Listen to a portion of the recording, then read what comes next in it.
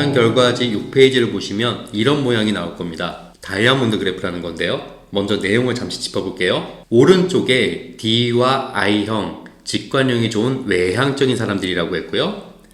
아래쪽에 I와 S, 사람 중심적인 사람들이라고 했습니다. 왼쪽에 S와 C, 감각적이고 내향적인 사람들이라고 했죠.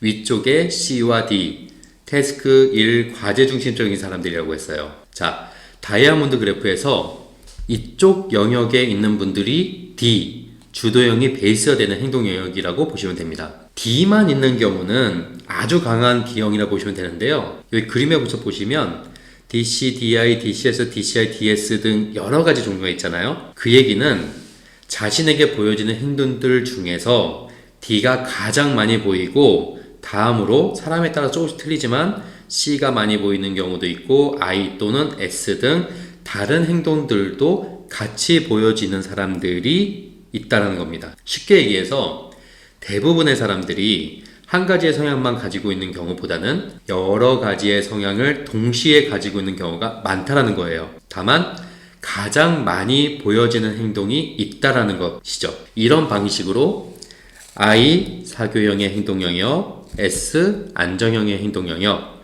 C 신중형의 행동 영역이 있는데, 자, 본격적인 얘기는 여기서부터예요. 먼저 예시로 들은 SC형의 경우로 다시 볼게요. 다이아몬드 그래프에 SC형이라고 체크된 빨간 부분이 있죠. 여기가 프로파일 2의 결과가 찍힌 겁니다. 그리고 SCD, SCI, CS에 짙은 회색이 찍혀 있잖아요. 또 CSD, SDC, SI에 옅은 회색이 보이잖아요. 이거는 사람마다 다 틀립니다. 지금 SC의 경우로 보고 있는 거예요. 그거를 꼭 염두에 두고 이해하셔야 됩니다. 자, 요 범위가 이 SC형이 그나마 편하게 행동할 수 있는 행동 영역이라고 보시면 되는 거예요.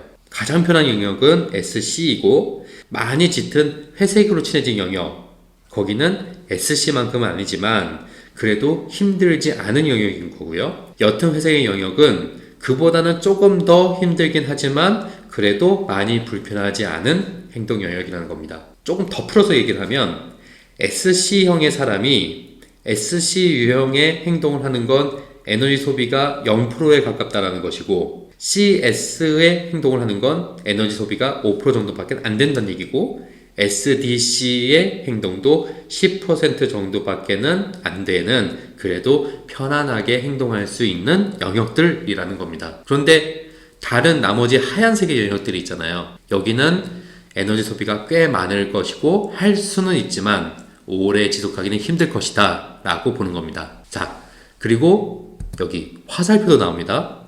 화살표가 SC에서 시작해서 ID로 가잖아요. 화살표의 시작점이 프로파일 2, 무의식적 행동 패턴, 원래의 나를 얘기하는 거고요. 화살표의 끝점이 프로파일 1, 의식적 행동 패턴, 나에게 주어진 환경이나 미션에 적응해서 밖으로 보여지는 나를 표시한 거예요. 다이아몬드 그래프에서 보면 화살표의 끝점이 하향 영역인 ID를 찍고 있고 화살표의 길이도 상당히 깁니다. 프로파일 1이 불편한 영역을 찍고 있고 화살표의 길이가 길면 길수록 텐션이 강하다고 볼 수가 있는데 그걸 고무줄 이론이라고 하고 있습니다. 고무줄을 일시적으로는 얼마든지 늘릴 수는 있잖아요. 근데 언제 끊어질지 모르는 굉장히 높은 긴장감이 느껴진다는 거죠. 실제로 이 학생도 내향성이 강한데 외향성이 강한 것처럼 행동을 하면서 굉장히 힘들게 버티고 있었잖아요. 그런 의미에서 유출을 해낼 수 있는 그런 그래프입니다. 자, 또 이 다이아몬드 그래프로 조직 진단도 가능합니다. 예를 들어서 볼게요. 한 개 팀이 있는데 7명의 진단 결과를 한꺼번에 불러와서 레포트를 출력하면 이런 식의 결과가 보여집니다. 자, 여기 보시면 7명의 다양한 성향들이 골고루 팀 내에 있잖아요. 이 중에 리더를 DI형의 리더를 빨간색으로 체크를 했어요. 그리고 SC형의 초록색, 그거는 부팀장이라고 그렇게 좀 지칭을 한번 해볼게요. 설정을 해볼게요. 다양한 프로파일 2가 존재하는데 프로파일 1을 볼게요. 프로파일 1을 봤더니 화살표의 끝점이 여기 보시면 대부분 D의 행동 영역으로 쏘고 있어요. 이 경우는 두 가지로 해석이 됩니다. 첫째, 리더가 주는 메시지에 따라서 팀원들이 똘똘 뭉쳐 미션을 잘 수행을 하고 있구나. 또는 리더가 너무 세서 팀원들이 억지로 끌려오고 있는 게 아닐까? 물론 진실은 각자 인터뷰를 해봐야지 알겠죠. 근데 여기서 개개인 몇 명을 보면요. 자, CS에서